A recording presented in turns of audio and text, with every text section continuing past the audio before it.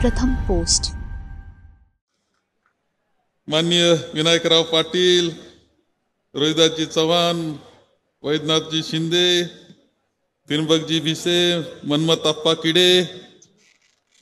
किडे कुठं बसलेत? त्यांना मी कृषी मंत्री म्हणत असायचो, ते कृषी सभापती होते. अभयजी साळुंके, दादासाहेब मुंडे, श्रीमती मुराळीताई, विलासराव चाकूरकर, अशोकराव निलंगकर, बेटमुगरीकर, हनुमंतजी माजी आमदार बेटमुगरीकरजी, माननीय भोसीकर साहेब, माझ्या ते खूप नावं रोहिदासजी चव्हाण आहेत, खूप नावं राहून जातील. सर्व व्यासपीठावरील मान्यवर, उपस्थित असले सर्व कार्यकर्ते, सर्व बंधू आणि भगिनी, आजची सभा आपली विजयाची सभा आहे असं म्हणलं तरी वावगं ठरणार नाही. एक अत्यंत उत्साह तुमच्यामध्ये सर्वांमध्ये मला दिसतोय, चेहऱ्यावर सुद्धा चैतन्य दिसतंय का? शेवटी विजयाचं चैतन्य चेहऱ्यावर दिसत असतं, तुम्हाला लक्षात ठेवा. सभा पाहिली ना तरी कळतं की विजय कसा होणार. तुमची सभा पाहिल्यावर माझं मत असं आहे की काही झालं तरी 2.5-3 लाखाचा फरकानं आपला विजय विलासावर प्रकारचं वातावरण मला दिसतंय. खरं म्हणजे आज मला आणखी एक वेगळं असं वाटतं की पाहिलं आता काम मी लातूर किती जवळून पाहिलं हे वेगळं सांगण्याची आवश्यकता नाही. आज हजर राहिलो याला कारण सुद्धा लातूरचा प्रेमाचा माणूस म्हणून मी आहे, हक्काचा माणूस म्हणून मी आहे, धावपळ करत आलोय. परंतु खऱ्या अर्थानं खूप काळानंतर मला असं वाटलं की आता फर्स्ट सेकंड गिअर नंतर आता टॉप गिअर मात्र लातूरनं आता पुन्हा एकदा टाकलाय. वैभवाचे दिवस आणण्याकरता जसं उत्साहाचं वातावरण पाहिजे ते पुन्हा निर्माण झालेलं मला दिसतंय. खरं ज्यावेळेस लातूरच्या उमेदवारीच्या संदर्भातली चर्चा चालू होती त्यावेळेस चर्चा करत असताना योग्य उमेदवार कोण, कसा उमेदवार आपल्याला असला पाहिजे याचा विचार चालला असताना खरं जे डॉक्टर शिवाजीराव काळगे यांचं नाव इतकं प्राधान्यानं पुढे आलं की आम्ही सर्वे टाकला, काही नावं दिले, विरोधी नावं सुद्धा दिले, त्यांना किती मतं पडतील, यांना किती पडतील, असे एक सर्वेचा प्रकार असतो. जे जे होते सगळे त्यांचे नाव टाकले. 87% मतदान हे म्हणजे लोकांनी मतं हे डॉक्टर शिवाजीराव काळगे यांना दिलं. उमेदवार निश्चित झाले. अमित भैयाने मनावर घेतलं, धीरज भैया साथीला आहे, आदरणीय दिलीपरावजींचं मार्गदर्शन आहे आणि या मार्गदर्शनातून आपला हा विजय असा असला पाहिजे की पुन्हा एकदा लातूर जे नाव आपलं होतं, लातूर म्हणलं की आपल्याला आदरणीय विलासरावजींची आठवण होते, आदरणीय चाकूरकर साहेबांची आठवण होते. का एक काळ होता की ज्यावेळेस मी पालकमंत्री होतो त्यावेळेस मुख्यमंत्री होते आदरणीय विलासरावजी देशमुख साहेब आणि चाकूरकर साहेब होते देशाचे गृहमंत्री. 2 पॉवर स्टेशन होते, 2 पॉवर स्टेशन. कामं किती चालले होते वेगळं सांगण्याची आवश्यकता नाही. विमानतळाचं काम चालू होतं, रेल्वेचं काम चालू होतं, रस्त्याचे कामं चालू होते, पाण्याचे कामं चालू होते, बॅरेजेसची कामं चालू होते. एक वेगळं वातावरण संपूर्णपणे बांधणी करण्याचं काम त्या कालखंडामध्ये लातूरचं झालं. आणि त्या विलासरावजी खरं म्हणजे विलासरावजींचं आठवण येते, ती कायम येत असते, ती अशा मोठ्या सभेमध्ये येत असते. सभा पार विरोधकाची जरी असली, चर्चा जेव्हा आपसात करतील त्यावेळेस सगळे म्हणणार का रे विलासरावजीच्या काळामध्ये काय सभा गाजायची. आणि विलासरावजींचं भाषण आजही फिरतं. कोणी ठरवलं काँग्रेस संपवायची तरी ती संपणार नाही, कारण काँग्रेस हे लोकांच्या दिलामध्ये अंतःकरणात हे सांगणारं भाषण आज तुमच्या मोबाईलमध्ये असेल, आजही असेल. ते आज महाराष्ट्रामध्ये फिरतंय, ते लोकांना प्रेरणा देतंय, चैतन्य देतंय, पुन्हा उर्मी देतंय आणि काँग्रेसला ताकद देण्याचं काम आजही विलासरावांची आठवण ते त्यांच्या मोबाईलचं भाषण हे करत असते. भाग्यवान आपण आहोत की अशा प्रकारचं व्यक्तिमत्व आपल्याला मिळालं, नेतृत्व त्यांनी महाराष्ट्राचं केलं. एक यशस्वी मुख्यमंत्री म्हणून त्यांची वाटचाल आजही महाराष्ट्र पाहतो. आणि म्हणून आपल्याला पुन्हा एकदा अमित भैया, मला खूप आनंद आहे आज याचा की आता तुम्ही टॉप गिअर टाकलाय, आता गाडी थांबणार नाही. आता यशाचा झेंडा थेट पर्यंत ऑक्टोबर मध्ये. तेव्हा लोकसभेचं वातावरण काय आहे, तुम्ही कालचे जर सर्वे पाहिले असेल तर सगळ्या देशामध्ये वातावरण बदललेलं दिसतंय. एक लाट आलेली आहे भारतीय जनता पक्षाच्या विरोधात, एक लाट आलेली आहे मोदींच्या विरोधातली. राज्यामध्ये सुद्धा वेगळं वातावरण नाहीये. हे खोके बोके हे सगळं सरकार गुंडाळून ठेवण्याची तयारी ही जनतेनं केलेली आहे. पुन्हा ऑक्टोबरची तयारी आहे आपली, लक्षात ठेवा. सप्टेंबर ऑक्टोबर निवडणुका होणार आहेत. हीच निवडणूक नाही, सप्टेंबर ऑक्टोबर मध्ये निवडणूक. पुन्हा एकदा यायचंय आपल्याला आणि पुन्हा एकदा सत्तेवर यायचंय आणि लोकांकरता आपल्याला काम करायचंय, महाराष्ट्राकरता आपल्याला काम करायचंय. तर महाराष्ट्राचं हे सरकार आता चाललंय, कसं चाललं वेगळं सांगण्याची आवश्यकता नाही. निर्माण कसं झालं याच्याबद्दलच नाराजी सगळ्यांच्या मनामध्ये, पूर्ण नाराजी मनामध्ये. कधी इतिहासामध्ये, लोकशाहीच्या इतिहासामध्ये, देशाच्या इतिहासामध्ये अशी फोडतोड झाली नव्हती, ती भारतीय जनता पक्षाने केली. शिवसेना फोडली, शिवसेना फोडली. तिकडे गेले ते काय कारण असतील ते तुम्हाला माहिती आहे. 50 खोके आणि घराघरापर्यंत जाऊन पोहोचलं, घराघरापर्यंत जाऊन पोहोचलं ते. आणि लोकांना आवडलं नाही, ते आवडलं नाही. या महाराष्ट्राच्या जनतेला बिलकुल आवडलं नाही. ते सरकार बनलं.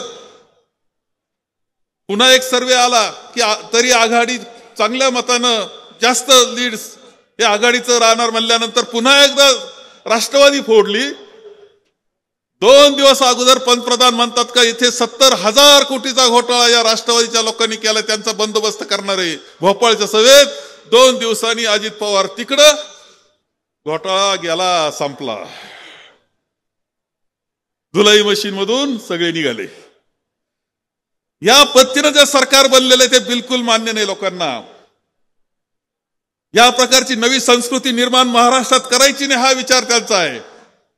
आणि म्हणून आपल्या सगळ्यांना लक्षात घेतलं पाहिजे की महाराष्ट्राचं काय काम चाललंय. गोळीबार कोण करतं? गोळीबार करतोय आमदार. आणि गोळीबार कुठं करतो? पोलीस स्टेशन मध्ये करतो. एक असं उदाहरण पाहायला मिळायला लागलं. काय चाललंय, काय झालं महाराष्ट्राचं, असे विचार आपल्या सगळ्यांच्या मनामध्ये यायला लागला. ड्रग्जचे साठे सापडायला लागले, हजारो कोटीचा ड्रग्ज, अंमली पदार्थ, जी नवी पिढी संपून टाकायला निघालेले असे अंमली पदार्थ, त्याचे साठे 1000 कोटी रुपयाचे. नाशिकमध्ये, पुण्यामध्ये. काय चाललंय सरकार? शेतकऱ्यांच्या दृष्टीने तर अत्यंत कठीण असा कालखंड कोणता, असं जर इतिहासामध्ये लिहायचं ठरलं तर हा कालखंड, सध्या चाललेला कालखंड आमच्या शेतकऱ्याच्या दृष्टीने अत्यंत कठीण चाललेला आहे. महायुतीमुळे असेल नाही तर भारतीय जनता पक्षामुळे असेल देशाच्या, हे शेतकऱ्याला आपला शत्रू आहे का काय असं मानतात. अशा प्रकारची परिस्थिती आपल्याला दिसते. ना विम्याचे पैसे मिळत, ना बाजारभाव मिळत, ही अवस्था निर्माण करून ठेवली. देशाच्या पातळीला जे सरकार चाललंय आपण पाहतोय, केंद्र सरकार, त्याच्याबद्दल काय बोलावं. शेतकरी मोर्चा घेऊन आले होते, त्यांनी खिळे ठोकले त्यांच्या रस्त्यामध्ये. फेन्सिंग निर्माण करण्यात आली, गोळीबार करण्यात आला, अश्रुधूर सोडण्यात आला शेतकऱ्यांवर. त्यांच्याशी चर्चा नाही केली, अश्रुधूर सोडला, गोळीबार केला. मणिपूरमध्ये घडलेली घटना आपण पहा, आदिवासी भगिनींना झाला अत्याचार. पंतप्रधान त्यावर बोलायला तयार नाही, शेतकऱ्याच्या प्रश्नावर बोलायला तयार नाही, त्याच्यावर बोलायला तयार नाही. ब्रिजभूषण नावाच्या खासदारांना ज्या पद्धतीनं आपल्या पैलवान मुली ज्यांनी गोल्ड मेडल मिळवलं होते त्यांनी आरोप केल्यानंतर तो मोकाट खासदार फिरतोय आणि या मुलींना ओढून तुरुंगात टाकलं जातं. हे दिवस या देशाला पाहण्याची वेळ आलेली आहे. 2 मुख्यमंत्री आज तुरुंगामध्ये आहेत, झारखंडचे मुख्यमंत्री आणि दिल्लीचे मुख्यमंत्री. काय चूक केली होती त्यांनी? अजून चूक काही सापडत नाहीये. त्यांना आज तुरुंगामध्ये मुख्यमंत्र्यांना ठेवण्यात येतंय आणि या संपूर्ण निवडणुकीच्या प्रक्रियेपासून बाहेर काढलं जातंय. जिथं जो उमेदवार उभा राहील तिथं ईडीचा छापे पडतायत. या सगळ्या गोष्टी पाहिल्यानंतर हा देश कोणत्या दिशेनं चालला हे वेगळं सांगण्याची आवश्यकता नाही. आणि याला रोखणं सगळ्यात महत्वाचं आहे. या राज्यघटनेचं होणार काय असं वाटणारी परिस्थिती. भारतरत्न डॉक्टर बाबासाहेब आंबेडकरांची जयंती आपण आता साजरी केली. आपल्याला काय मिळालं घटनेनं? घटनेनं आपल्याला सन्मान मिळाला. गरीबात गरीब माणसाला किंमत आली. किती मोठा असला तर त्या गरीब माणसाकडे त्या मताकरता जाण्याची वेळ त्याच्याकडे यायला लागली आणि बोलायचे त्याचे प्रश्न समजून घेण्याची वेळ यायला लागली. ती आमच्या राज्यघटनेने दिलं. समानता सगळ्या जगात कुठेही नव्हतं, अमेरिकेत नव्हतं, दक्षिण आफ्रिकेत नव्हतं. ती समानता भारतामध्ये देण्याचं काम या राज्यघटनेनं केलं. मोठा सन्मान आपल्याला दिला. त्या राज्यघटनेचं होणार काय, लोकशाहीचं होणार काय, ही वाटण्याची परिस्थिती निर्माण झालेली आपल्या सगळ्यांना दिसते आहे. आपल्याला राज्यघटना वाचवायची आहे, आपल्याला लोकशाही वाचवायची आहे. युवकांची परिस्थिती काय? सगळ्यात मोठा प्रश्न युवकांचा आहे. खरं सांगतो तुम्हाला, या तरुणांच्या रोजगाराचं करायचं काय? कशी देणार तुम्ही रोजगार? सांगायला तयार नाहीत. 1000 फक्त सैनिकांची भरती करायची असेल, 1000 फक्त, तर लाखभर पोरं येतात, लाखभर मुलं जमा होतात. 1000 जरी भरती करायची असली, आपण 50,000 आले असं समजू. एकूण 50,000 म्हणजे ते देशाकरता मरण्यास तयार असतात. ते एकूण 50,000 पुन्हा घरी जातात. त्यांच्या हाताला काय काम देणार तुम्ही? हा प्रश्न आहे. त्याच्यावर पंतप्रधान बोलायला तयार नाही, महागाईवर बोलायला तयार नाही. ते बोलतात, त्यांचे भाषण जर तुम्ही ऐकले तर कोण काय खात होतं, कसलं कोणी जेवण केलं, हे का पंतप्रधानाचे विषय आहेत का? अशावर त्यांचे भाषण चाललेले आपल्या सगळ्यांना दिसतात. आणि ही दिशा जी चाललेली आहे, धर्माच्या नावाखाली भेद निर्माण करायचा आणि मताची पोळी भाजण्याचा कार्यक्रम चाललाय. हे आपल्या सगळ्यांना रोखण्याची जबाबदारी आपल्या सर्वांना आहे. आणि आपली राज्यघटनेच्या तत्वाप्रमाणे आपल्याला पुढे जायचं आहे. आणि म्हणून आजच्या या निमित्तानं आपल्या सगळ्यांना शुभेच्छा देण्याकरता मी आलोय. 7 मेला मतदान आहे. मी आपल्या सगळ्यांना विनंती करते, सगळ्या कार्यकर्त्यांनी सगळ्यांनी 7 मे पर्यंत विश्रांती घ्यायची नाही. आपण किती चांगलं म्हटलं तरी शेवटी त्याचं राखण करावं लागतं. शेतात पीक चांगलं आलं तरी राखण करावं लागतं. त्याचं ते खुडावं लागतं, सोंगावं लागतं, आपल्या भाषेत आणावं लागतं, खळ्यावर दळावं लागतं, मळावं लागतं, उपणावं लागतं आणि मग पोते भरावं लागतं. तशी पिटी भरावं लागणार आहे तुम्हाला. हे सगळं काम तुम्हाला करायचंय. अमित भाई यांच्या नेतृत्वाखाली, आदरणीय देशमुख साहेबांचं, दिलीपराव देशमुख साहेबांच्या मार्गदर्शनाखाली आपल्या सगळ्यांना हे काम करायचंय. आम्ही सगळे उत्सुक आहोत की किती मोठा विजय लातूरनी मिळवला हे पाहण्याकरता महाराष्ट्र आणि देश उत्सुक आहे. तसा प्रकारचा सन्मान वाटेल, विलासरावजींच्या नावाला शोभणारा विजय हा डॉक्टर काळगे यांचा आपण करून द्यावा, अशा प्रकारची अपेक्षा साहजिकपणे मी करील. मोठे मोठे नेत्यांचं आपला जिल्हा आहे. खरं शिवाजीराव निलंगेकर साहेब आपले मुख्यमंत्री राहिलेत. आपण पाहतो की कशा पद्धतीने त्यांचं काम किती मोठं काम होतं. आपण ह्या सगळ्या याच्यामध्ये जर पाहिलं तर या मोठ्या मोठ्या नेत्यांचा हा जिल्हा आहे, त्यांना शोभणार असं असलं पाहिजे. काळगे साहेबाच्या बाबतीत एक गोष्ट मला कळाली, ते डोळ्याचे डॉक्टर माहिती घेतली का कसं काय एवढे लोकप्रिय झाले. माणसं येतात, डॉक्टर त्यांच्यावर ट्रीटमेंट करतात, कधी पैशाकडे पाहिलेलं नाही असा व्यक्तिमत्व म्हणजे कोण, तर डॉक्टर काळगे हे आहेत. तर आपणही त्यांना तसाच सन्मान दिला पाहिजे, लक्षात ठेवा.